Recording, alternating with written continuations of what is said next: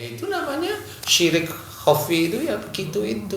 Walaupun dia pakai gamis umpamanya iya, nah itu yang muslim tapi dia melakukan seperti itu musyrik. Tidak boleh seperti itu. Dia minta bukan kepada Allah Ta'ala, tetapi dia minta melalui itu yang sebenarnya itu hanya diyakini. Jadi bukan dengan secara kredibel ilmu itu betul-betul benar gitu, bukan. Nah itu diyakini. Oke, kita mulai ya Pak Haji.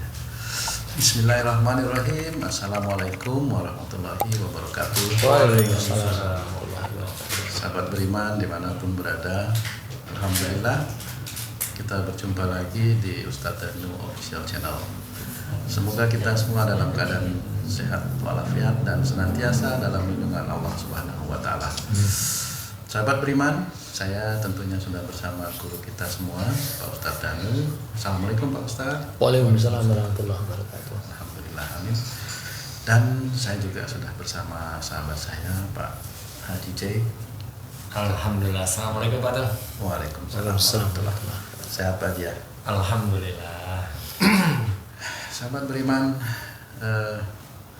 sebagaimana biasa kita selalu belajar tauhid bersama guru kita dari keadaan-keadaan yang terjadi di keluarga kita atau di sekitar lingkungan kita ya, sahabat beriman. Baru-baru ini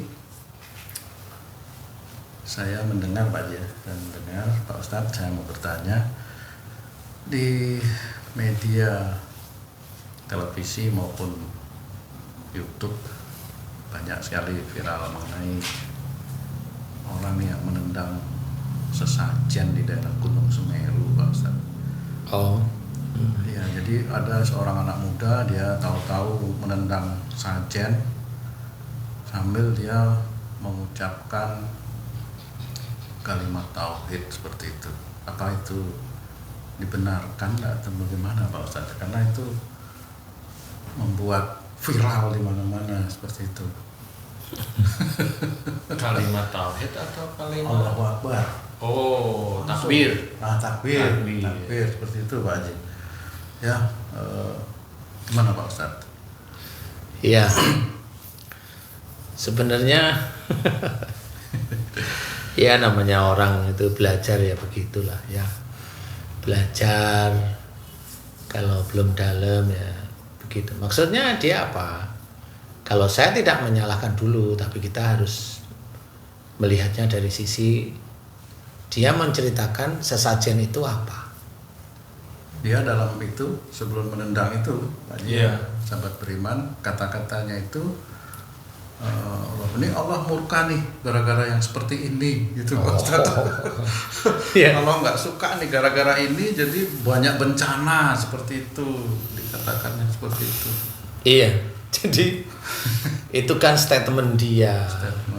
Apakah Allah itu ngomong sama dia bahwa aku tidak suka lu ada itu sajen? Kan nggak ngomong juga sama dia. Dia hanya statement dia aja bahwa Allah murka dengan seperti ini. Ini Allahnya yang mana? Iya, kan gitu ya. Kalau Allah orang Muslim, ada orang Muslim dia nyajenin sesuatu dengan niat menginginkan sesuatu dari apa yang dia sajenin, nah itu salah. Itu Allah murka benar. Karena dia meminta melalui sesaji itu kepada sesaji itu gitu Pak Ustadz ya. Iya, jadi Allah itu kan tidak seperti itu sebenarnya. Jadi orang yang memberikan sesaji itu kan pada makhluk biasanya ya. Makhluk itu apa? Yang sering kita di Indonesia ini makhluk itu ya jin, siluman, jin dan sebagainya itu. Nah, kalau orang itu dibilang musyrik, sisi mana musyriknya harus dia ceritakan. Nah, orang yang ngasih sesajen itu agamanya apa? Lah kalau agamanya itu di luar Islam, yang dia itu kalau menurut agamanya itu sesaji itu ya teknik keagamaan dia ya yang begitu itu kerjanya. Yang dibilang musyrik itu adalah orang muslim yang memberikan sesaji kepada jin dan orang muslim tersebut itu meminta sesuatu kepada jin itu untuk mengabulkan hajatnya. Nah, itu baru dibilang musyrik.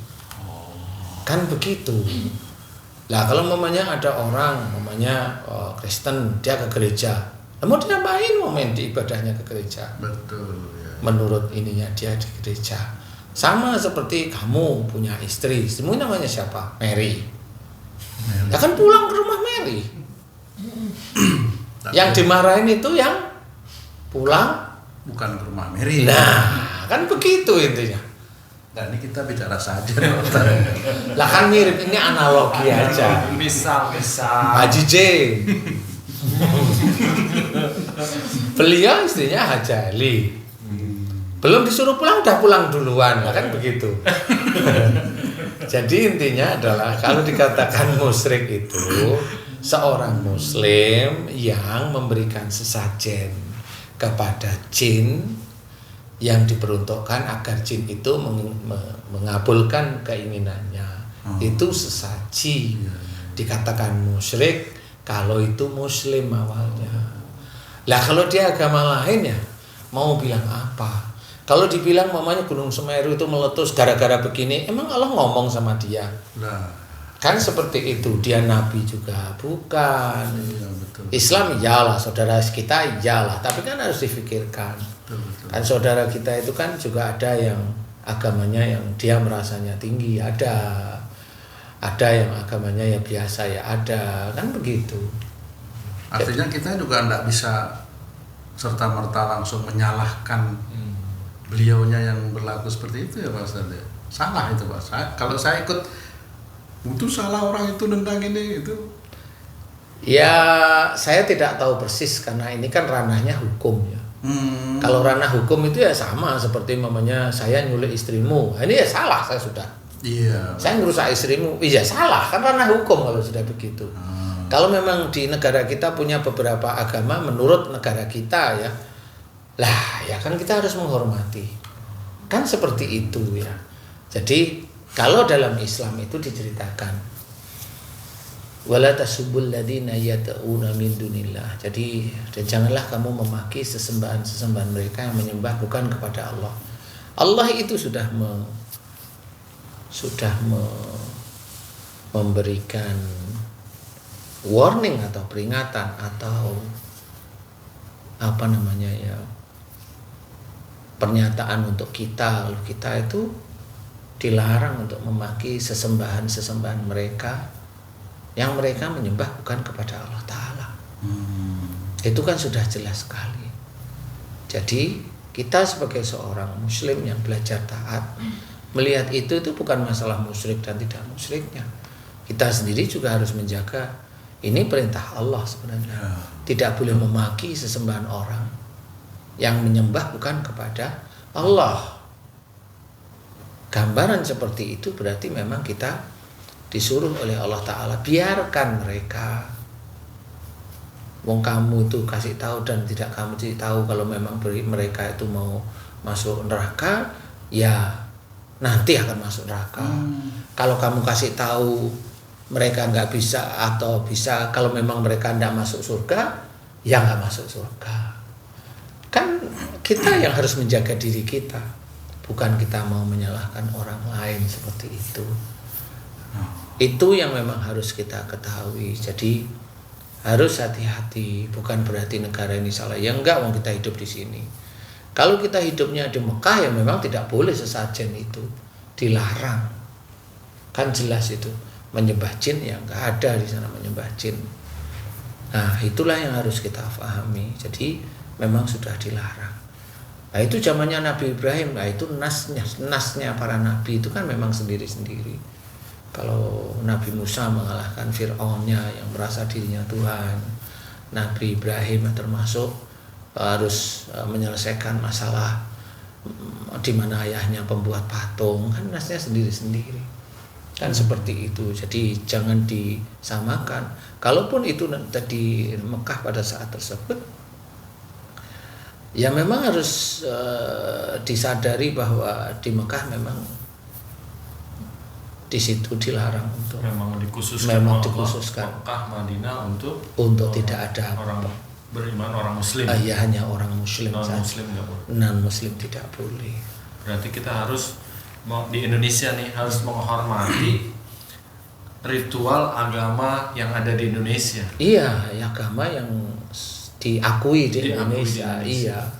Ya memang lebih berat di Indonesia, iya, tetapi kan amal solehnya lebih kenceng kalau itu bisa dikerjakan. Kalau pahalanya, karena kan ujiannya lebih banyak. Kalau di sana kan kelihatannya hanya ibadah. Ujian ya ada sih ujiannya, tetapi kan yang kita sering lihat, saya itu kalau beribadah di sana haji atau umrah itu enak, iyalah nggak kerja di sana hanya cuma ibadah. Tapi kalau orang Mekah sendiri nggak kerja ya ditimpuk batu sama istrinya. Gitu ya. Tetap berlaku juga yang seperti itu gitu. Yang berarti kita terhadap keluarga kita dalam menilai ataupun dalam melihat tayangan-tayangan yang viral seperti itu, yang mana mereka sering membela ataupun menyalahkan, tanggapan kita nih untuk keluarga kita harusnya seperti apa? Ya diajari, kalau memang itu kan menguji kita. Jadi hal tersebut itu juga menguji kita bagaimana. Makanya untuk itu musyrik, inilah musyrik. Lah yang naruh siapa kan gitu dulu. Tanyain dulu lah ya. Kalau mau menghukum juga ditanyain dia maunya apa. Kan gitu. Kalau memang dia itu berkata ini musyrik dari mana, dia nggak bisa jelasin, dia bolehlah ditangkap. Tapi kalau ditangkap kan diberi peringatan, kan seperti itu ya. Jadi hal-hal tersebut juga harus di cross check, jadi tidak langsung di ini. Tanyain aja yang kemarin naruh benda di sini siapa gitu. Siapa tahu naruh benda di situ nggak taunya orang muslim lah, dia ngomong muslim bener sudah. Oh gitu. Iya, kalau ada orang muslim yang pasang-pasang banyak lah. Oh, pasang sajen, pasang air aja ada, pasang kopi ada. Enggak serius nih, Pak. Ini serius lah, banyak lah di sini loh. Banyak, ada rambut yang celupin minum, nanti diminum itu rambutnya siapa, diminum bisa ngilangin penyakit. Itu kan banyak itu, ngirungnya mancung-mancung juga ada yang begitu. Bagaimana maksudnya dia malah dia yang mengajarkan kemusyrikan, akhirnya jadi seperti itu ya? Ya, karena memang sama-sama tidak tahu, dia dipikir yang begitu itu bukan musyrik. Kan begitu. Dianggap itu adalah suatu kehormatan, kan nggak bisa seperti itu. Walaupun itu barang milik seseorang yang dihormati, emang nggak boleh. Mau minta sembuh itu kepada siapa? Maha menyembuhkan siapa? Allah. Lah kok rambut? Apa mau cerita apa sekarang? Lah orang kan pakai pikiran kan begitu ya. Kok rambut, dan itu juga viral sama. Itu namanya syirik khafi itu ya begitu itu. Walaupun dia pakai gamis umpamanya. Iya memang dia syirik. Kayak sakti aja jadinya gitu. Lah iya, makanya itu juga tidak boleh. Nah itu yang malah dikatakan itu bisa musyrik itu ya begitu. Dia muslim tapi menjalankan sesuatu hal yang memang bukan ciri syariat Islam yang benar. Kamu Maha menyembuhkan kepada Allah, memintalah hanya kepada Allah, kan begitu. Iya. Wong kita itu minum obat aja tidak boleh meyakini obat itu juga penyembuhnya. Itu hanya perantara. Itu pun dengan catatan bukan di data, diperiksa, dites di lab, dengan minum obat ini penyakit yang ini bisa selesai. Itu kan menurut labnya. Tapi kalau mamanya apa hubungannya rambut dengan sakit sesak napas, kan nggak ada hubungannya. Kan begitu. Jadi itu yang nggak nalar gitu. Jadi bukan karena itu kan perantara, enggak masuk akal perantara seperti itu gitu. Kalau saya melihat sih ya karena yang ngomongnya itu ya pakai baju seperti itu begini ya percaya. Emang ada itu. Ada. Oh iya, memang berarti dia musyrik kalau gitu. Apapun bentuknya dia musyrik, tidak boleh seperti itu. Nah itu yang muslim tapi dia melakukan seperti itu musyrik. Tidak boleh seperti itu. Dia minta bukan kepada Allah Ta'ala, tetapi dia minta melalui itu yang sebenarnya itu hanya diyakini. Jadi bukan dengan secara kredibel ilmu itu betul-betul benar gitu, bukan. Nah itu diyakini. Sama seperti mamanya bisa nggak pisang goreng itu bisa nggak pisang goreng itu kalau bisa nggak pisang goreng itu menghilangkan kantuk umpamanya. Nah itu ada jawaban bisa. Satu mamanya satu kalau Pak Haji makan itu kenyang tambah tidur. Yang kedua pisangnya colokin di mata lah, kan sama itu. Itu ngantuknya hilang, sakit matanya. Kan mirip seperti itu ya. Jadi wasilah hilangnya ngantuk gara-gara pisang goreng lah. Kan nggak taunya bukan pisang goreng dimakan, karena kebiasaan pisang goreng dimakan malah tidur malahan gitu. Nggak taunya colokin mata lah, nggak tidur akhirnya. Nah. Kalau saya setelah ada tayangan viral ini, bagaimana tidak terjadi konflik lagi di masyarakat bawah nih antara pro dan kontra, terutama di dalam keluarga. Kadang dalam keluarga aja berbeda pendapat, ada yang mendukung, ada yang tidak mendukung tentang penayangan itu. Nah, dengan penjelasan ini, alhamdulillah kita bisa jelaskan ke keluarga segala macam. Jadi insya Allah di keluarga memahami seperti ini. Ya, alhamdulillah. Memang kan harus seperti itu ya Pak Haji. Jadi tidak segampang kita memutuskan. Cuma kalau ranahnya ranah negara, ini kan ranah hukum ya. Ranah hukum. Jadi ya nggak bisa kita semaunya sendiri. Di umum ya nggak bisa. Kalau di umum kita mukul orang ya nggak bisa. Di YouTube ngajak orang ya persoalannya orangnya yang diajak diem aja nggak ada masalah. Tapi apakah Allah itu menilai ejekan itu menjadi hilang? Enggak, menjadi dosa jariah. Seperti itu. Makanya kita harus pahami bahwa kalau memang itu tadi namanya sesaji itu tadi yang menyediakan itu adalah seorang muslim lah, itu berarti dikatakan musyrik. Tapi kalau yang menyediakan memang orang-orang yang sudah jalannya seperti itu, jalannya sudah seperti itu, ya nggak bisa diapa-apain. Sama seperti kalau mamanya orang Kristen, mamanya dia mau beribadah, tanyain kamu mau kemana? Mau ke gereja. Masa kita ngomongnya ngawur? Lalu memang ibadahnya dia di situ. Akan sama seperti itu. Jadi kita harus waspada dengan hal-hal seperti itu, dan jangan merasa pahlawan. Jangan merasa diri kita itu paling benar, yang enggak. Semuanya harus dihadapkan dengan sosial, juga dengan syariat. Syariat pun kita juga harus endorin. Ini di Indonesia, bukan di Arab, bukan di Mekah, kan gitu ya. Jadi nggak bisa. Tapi maaf nih, Ustaz bisa agak nanya sedikit menyimpang.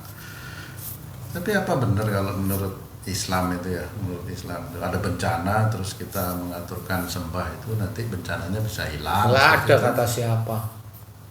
Sama aja kalau orang biar nggak kena musibah, nggak kena bencana itu diruat kata siapa, itu kan kata dalangnya yang ruat.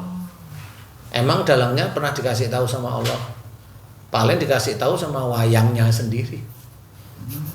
Kalau kenapa saya bilang seperti itu? Ya karena memang nggak ada. Musibah itu memang Allah yang berkehendak. Bisa aja musibah di Gunung Semeru, Allah itu nantinya akan memberikan rahmat pada tempat lain atau kelompok orang lain atau seseorang. Maksudnya seperti apa coba Ustaz? Ya seperti itu, kalau Allah itu menurunkan musibah itu pasti ada rahmat yang diturunkan. Selalu seperti Selalu. itu. Berpasang-pasangan Ya, sama selalu. atau enggak? Ya ada polisi, ada pencuri kan begitu. Gitulah. Di tempat musibah, apakah di tempat itu juga? Enggak, di tempat lain. Memang tempatnya di situ memang pas harus ada musibah. Nanti rahmatnya di tempat lain seperti itu. Jadi ya sama seperti mamanya bapak ibunya dapat rezeki, anaknya sakit, kan ada musibah tapi ada juga rezeki di situ. Kan itu memang harus dikaji secara saling berhubungan seperti itu Pak Ustaz ya. Ya itu yang mengkaji adalah orang-orang yang harus benar-benar paham. Jadi kalau orang hanya berdalil aja yang mau cuma ayel-ayelan, nggak ada. Allah itu hanya menurunkan musibah bencana tanpa menurunkan Rahmat itu ya nggak mungkin. Iya. Pernah saya dulu ada pelajaran sekolah dulu tuh, setelah gunung berapi Ya. meletus, kan musibah tuh. Ya. Setelah itu kan Manfaatnya debu-debunya ya. itu kan jadi beberapa itu tahun. Iya, Pak. Ya paling tidak pasirnya itu bisa Bisa dipergunakan di- untuk Ah, bikin pasir. gedung kan gitu. pasir nunggu, pasir Ya. Benar. Nah itu kan manfaat yang kelihatan di Kelihatan mata langsung manusia. mata. Tetapi rahmat itu ya mirip seperti turunnya bencana, nggak kelihatan. Taunya nanti gitu. Jadi tahu siapa Pak Ustadz? Kalau Yang tahu ya seperti itu? Allah. Kalau saya hanya mengira-ngira, di dalam Quran sudah banyak diceritakan kalau Allah memberikan rahmat. Nah selama ini orang itu kan nggak tahu rahmat itu bentuknya kayak apa. Betul. Rahmat itu orang nggak tahu bahwa orang mendapatkan hidayah itu salah satu rahmat dari Allah Ta'ala. Tapi dia sendiri juga nggak akan tahu dia mendapatkan rahmat atau tidak, itu ya nggak tahu. Di situ. Jadi intinya kalau memang dia mendapatkan rahmat, rata-rata dia juga setiap harinya mengerjakan tertib dan sebagainya. Dia mencoba mengendalikan dari dirinya, keluarganya, orang sekitarnya itu dikendalikan di dalam ranah Allah sebenarnya. Nah, orang ini yang memang bisa seperti itu. Jadi kalau umpamanya rahmat itu bentuknya kayak umpamanya saya bertemu dengan seseorang, umpamanya kemarin umpamanya ketemu sama seseorang sakit semua, sakit udah puluhan tahun. Kemudian dia mau mendengarkan saya memberikan nasihat kepada dia mendengarin benar, mau berubah. Kemudian saya belum doa, dia udah ngomong, Ustadz alhamdulillah penyakit saya kok hilang semua sekarang. Nah itu rahmat dalam bentuk kesembuhan. Nah kenapa Allah bisa memberikan rahmat di situ? Jadi di situ diceritakan ada dalam Quran, wa idza quri'al Qur'anu fastami'u lahu wa ansitu la'allakum turhamun. Jadi jika diperdengarkan ayat-ayat Quran, maka dengarkan, perhatikan agar kamu mendapatkan rahmat. Nah di titik itulah sebenarnya Allah menurunkan, dia mau mendengarkan baik-baik.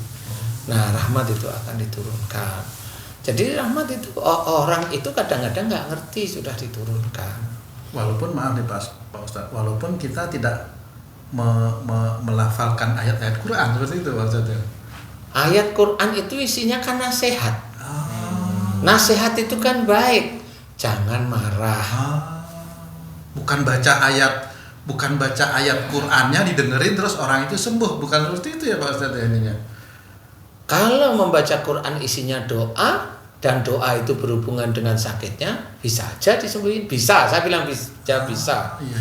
Tetapi kalau memang nggak ada korelasinya, ya sama aja kamu mau ke Monas lewat jalan, tapi yang kamu naikin perahu. Lama. lewat Priuk. Bisa nggak nyampe Nggak nyampe. Kan begitu. Nggak nyampe. Nah, kan begitu intinya. Nggak ada air, ya kan? Nggak ada pelabuhan. Nah iya, kan nggak cocok gitu istilahnya. Jadi isi doa dengan ayat korelasi antara penyakitnya dengan Maksud ayat dari Quran, ayat ada itu. maksud dari ayat itu nggak ketemu ya nggak bisa. Gitu, jadi nggak bisa, tetap nggak akan bisa. Wong kita itu coba kita itu nas itu kan petunjuk jelas. Kita menghadap sana, jalan itu ke sana. Ya, coba kalau kita jalan ke belakang, itu kan kesulitan mau jalan ke belakang itu. Bisa nggak kita ke Monas jalannya ke belakang? Menyiksa diri kalau itu. Lah kan mirip sama jalannya kan gitu. Nah, Malah menyiksa diri. jadi kalau itu doanya itu pas di titik yang diinginkan bisa. Tetapi kalau nggak pas ya gimana? Nggak ketemu. Nggak akan ketemu. Makanya di sini harus difahami bahwa apa yang harus kita kerjakan, apa yang terjadi itu harus disesuaikan. Karena orang kan sebenarnya sudah banyak yang tahu bahwa Allah itu akan mengabulkan doa itu orang yang beriman serta mengerjakan amal soleh, itu sudah jelas sekali. Cuma jarang sekali yang sering diceritain adalah ud'uni astajib lakum, mohon mintalah akan aku kabulkan. Padahal pada waktu orang muslim itu sakit, dia doa nggak dikabulkan. Nah kan gitu. Jadi mana ini cerita dari ud'uni astajib lakum? Harus dijelaskan itu. Bagi kita yang dakwah itu harus dijelaskan. Jangan itu hanya menjadi klise pada saat dia itu ceramah. Jangan, jelasin. Anaknya nakal, coba minta. Jadi enggak dia? Setahun jadi enggak dia didoain? 2 tahun, 5 tahun, enggak tahunya enggak jadi-jadi lah kan gitu. Jadi jangan menjadi klise. Nah, itu juga harus difahami. Jadi jangan menjadikan bahwa pasti, sifat pasti itu sifatnya Allah, bukan sifatnya manusia. Quran itu petunjuk. Nah, Quran itu petunjuk. Salah satunya isinya ada doa, kan seperti itu. Ada doa Nabi Musa, doa Nabi Yunus, doa Nabi Zakaria, ya kan gitu. Doa Nabi Ibrahim, doa. Kalau doanya pas, iya, nah itu boleh, silahkan dipakai. Intinya adalah dalam melihat keadaan sehari-hari di sekitar kita harus mawas diri, hati-hati. Jangan sesuatu maunya kita begini terus kita lampiaskan, tidak bisa seperti itu. Kalau umpamanya bagaimana caranya orang Indonesia itu imannya kuat, boleh. Tapi kalau bagaimana orang Indonesia harus Muslim, kamu akan menghadapi banyak tantangan kalau seperti itu. Kan beda. Betul, kalau menginginkan iman kuat boleh. Tapi kalau mau mengislamkan orang Indonesia, ya silahkan aja. Kan gitu. Jangan terus, saya kan Muslim, pasti saya dikabulin sama Allah Ta'ala. Ya. Kamu sahabat Nabi bukan, saudara Nabi. Gitu-gitu aja sebenarnya. Jadi harus berpikir ke arah sana. Tapi kalau menguatkan iman, boleh silahkan. Saudara Nabi juga ada yang nggak dikabulin doanya. Saudaranya kan ada pamannya saudara juga. Kalau itu memang dia nggak berdoa untuk itu. Tapi kan Nabi juga nggak dikabul-kabulin kan? Lah ya. Nah itu harus berpikir mana uni astajib lakumnya. Nah, orang harus berpikir di situ. Jadi jangan semuanya digebyahuyah kalau orang Jawa itu disamaratakan pasti dikabulkan. Sabarlah, dilihat dulu lah kan gitu. Kalau kita itu bercerita tentang duniawi, ya tidak ada yang pasti di dunia ini. Ya kadang kalau orang salah kaprah, kamu nggak percaya memang doa itu pasti dikabulin ya, pasti marahin dia gitu kan. Harus percaya doa itu pasti dikabulin, doa aja terus gitu. Tapi nggak mencari ilmunya gitu, seperti apa doa dikabulkan, orangnya seperti apa. Lah iya. Lah karena memang kebanyakan kalau yang nyuruh itu ya begitu ya. Yang nyuruhnya dia dulu itu ya begitu. Doa itu pasti dikabulin. Lah. Ya itu yang akhirnya kita tersesat sendiri. Jadi akhirnya dia meyakini itu, tetapi sehari-hari perilakunya nggak karu-karuan, ya mau gimana lagi. Ya kalau dia tidak dikabulkan ya normal-normal aja kalau saya. Kalau saya sih itu terserah Allah. Dikabulkan atau belum dikabulkan atau tidak dikabulkan itu hanya Allah Ta'ala. Yang penting kita itu tetap berdoa. Kita berdoa itu kan memperlihatkan kita makhluk, bukan kita yang sombong kan gitu. Kita tidak punya kemampuan kan, intinya di situ sih. Jadi jadi pengakuan bahwa kita itu makhluk. Bukan persoalan dikabulkan atau belum dikabulkan atau tidak dikabulkan, itu hanya Allah aja. Kita makhluk intinya. Justru yang dinilai itunya ya. Yang dinilai itu mohonnya. Jangan merasa yakin dikabulkannya. Kalau yakin dikabulkan itu ya nanti ada fase-fase tertentu. Jadi orangnya siapa atau nanti dikabulkannya di mana. Dikabulkan itu bisa aja nanti di akhirat. Kalau orang itu masuk surga kan gitu. Lah kalau orang itu sendiri masuk neraka ya ngapain dikabulkan ya? Ya kan sudah terbukti. Kan gitu aja. Kalau masuk surga berarti udah dikabulkan. Lah iya. Kan ada orang yang ingin punya pesawat terbang namanya di sini. Tapi kan kerjaannya nggak bisa apa-apa. Sombong, petentang kan gitu. Betul. Kalau dia sombong, petentang, dia masih aja ngeyel, besok doaku dikabulkan, ya biarin aja. Suatu ketika kalau dia memang besok memang nggak masuk surga beneran kan udah ketahuan.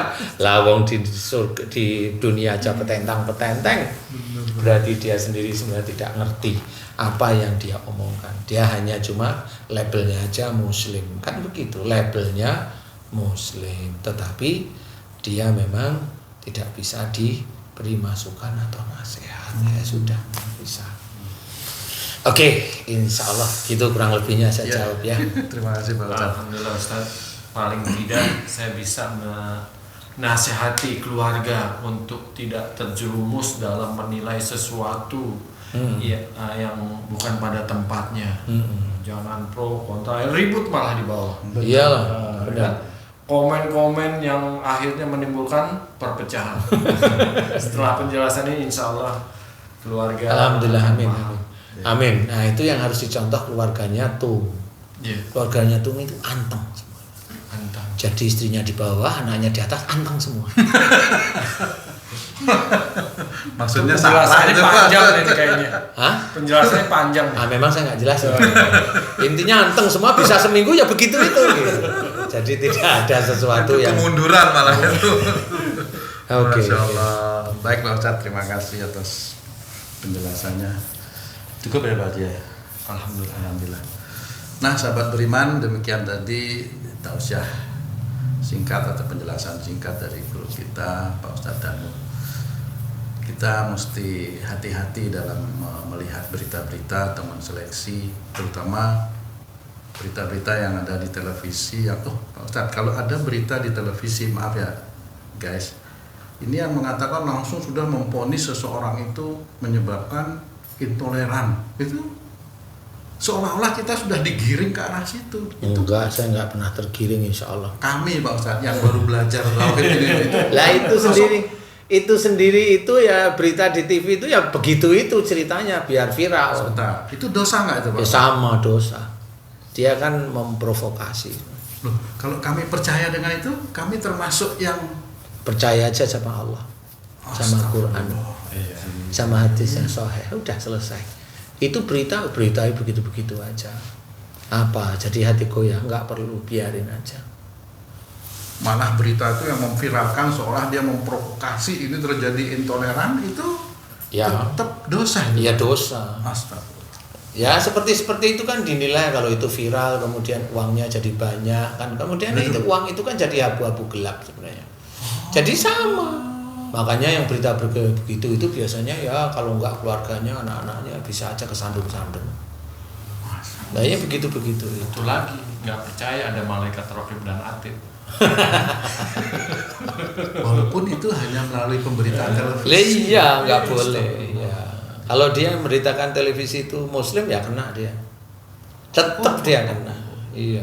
Tulis ya. Dia memprovokasi. Ya begitulah istilahnya. Nah, sahabat beriman, demikian tadi. Mudah-mudahan penjelasan yang singkat ini dari guru kita bisa meningkatkan keimanan dan ketauhidan kita kepada Allah Subhanahu wa taala ya. Sampai berjumpa lagi di konten-konten kami yang lain. Assalamualaikum warahmatullahi wabarakatuh. Waalaikumsalam warahmatullahi wabarakatuh.